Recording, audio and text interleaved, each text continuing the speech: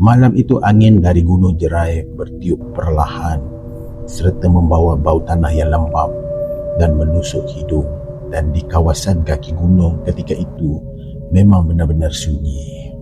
Dan jam di dinding rumah kayu menunjukkan pukul 12 tengah malam. Seorang lelaki berusia 40-an sedang terbaring di ruang tamu dengan wajahnya yang pucat, tubuhnya yang kaku, dan di hadapan dia seorang perawat Islam duduk bersila sambil memegang tasbih. "Tenang, jangan lawan, zikir dalam hati," katanya perlahan. Dan tiba-tiba tubuh lelaki itu menggeletar. Nafasnya kasar, mulutnya terbuka, dan satu suara lain keluar, garau dan dalam. "Ini bukan tempat kamu."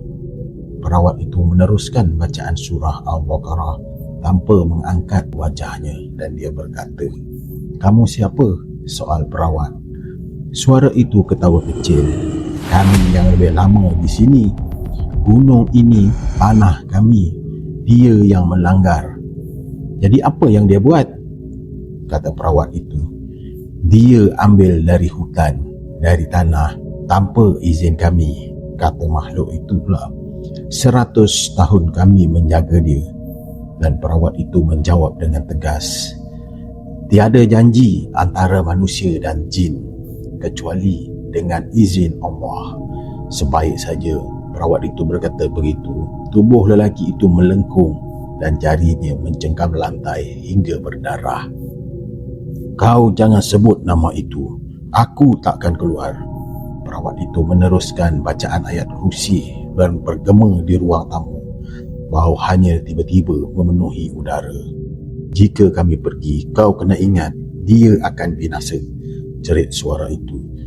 "Yang memberi hidup dan mati hanya Allah," balas perawat. Dan apabila ayat Al-Quran dibaca dengan lebih kuat, tubuh lelaki itu menghempas ke lantai dan dari mulutnya keluar buih hitam. "Kami pergi, tapi gunung ini tidak pernah kosong," kata suara itu. Dan kemudian suasana terus menjadi senyap. Beberapa minit berlalu, lelaki itu terbaring tenang dengan nafasnya kembali normal. Dan pada pagi keesokannya, dia terjaga serta kebingungan, memikirkan apa yang berlaku kepada diri dia. Dan perawat itu hanya berkata perlahan, "Allah beri kamu peluang kedua." Dan angin pagi dari Gunung Jerai ketika itu terus bertiup dengan lembut, seolah-olah tiada apa-apa yang pernah berlaku. Namun gunung itu tidak pernah benar-benar kosong.